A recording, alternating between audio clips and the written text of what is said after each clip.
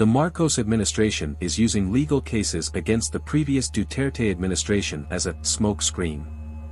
This is to divert the attention from its own failures and shortcomings. This tactic shifts the narrative away from its performance and focuses on the perceived failings of its predecessor, raising concerns about transparency and accountability. First impeachment.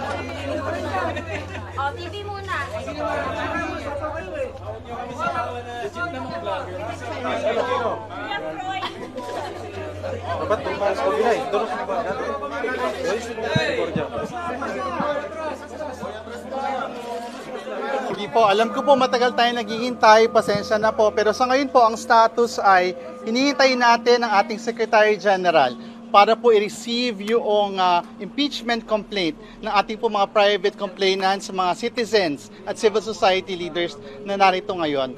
Para po ipakilala yung mga complainants, sinatawagan ko po si Senator Laila De Lima. Okay.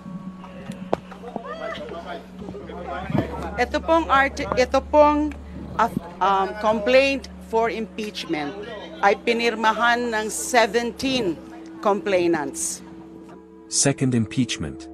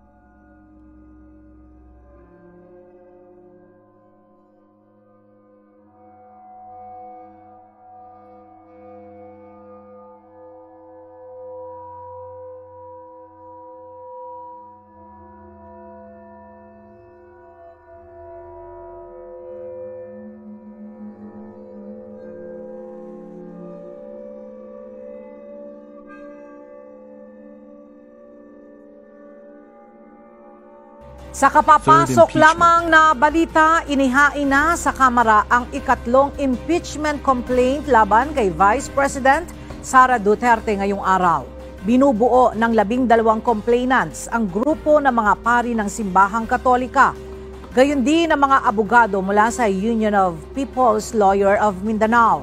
Pagtataksil sa tiwala ng publiko, paglabag sa saligang batas, panunuhol, graft and corruption at iba pa ang grounds ng impeachment. Batay sa kinatawan ng grupo na si Attorney Amando Ligutan, i-endorso ang impeachment complaint ni na House Assistant Minority Leader Camarines Sur 3rd District Representative Gabriel Bordado at Aambis OWA Party List Representative Lex Anthony Chris Colyada. Hanggang sa kasalukuyan, nasa tanggapan pa ni House Secretary General Reginald Velasco ang unang 2 impeachment complainants o complaints na inihain laban kay VP Duterte. Abangan ang iba pang mga detalye mamaya sa Ito Ang Balita. Perpetrators of crimes against humanity under Section 6 of Republic Act 9851 or the Philippine Act on Crimes Against International Humanitarian Law, Genocide and Other Crimes Against Humanity. Former President Rodrigo Roa Duterte, Senator Roland Bato de la Rosa, Senator Christopher Lawrence Bongo, former PNP Chief Oscar David Albayalde, former PNP Chief Debold Sinas, police. The glaring irregularities within the Marcos administration have likely forced it to adopt a blatant smokescreen strategy, deflecting criticism and concealing its governance failures. The upcoming sequence of shots and videos is a calculated attempt to mask the failures of the Marcos administration. The Universal Health Care Act, Republic Act No. 11223, ensures all Filipinos have access to affordable, quality healthcare without financial hardship. It mandates a comprehensive health insurance program prioritizing the underprivileged, sick, elderly, persons with disabilities, women, and children. The PDIC protects bank deposits, regulates banking practices, and manages the closure of banks to safeguard depositors' interests.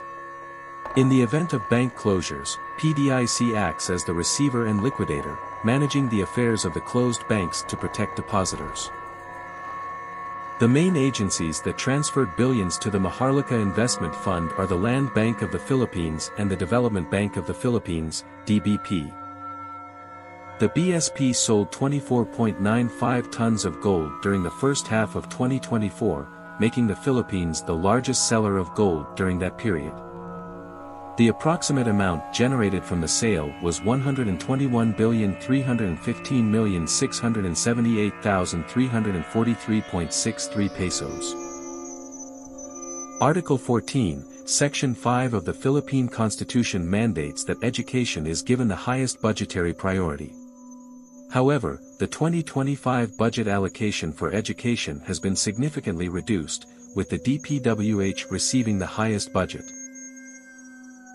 I don't have right now the exact figures, but this year 1.44 billion pesos a day ang buong pamahalaan lahat.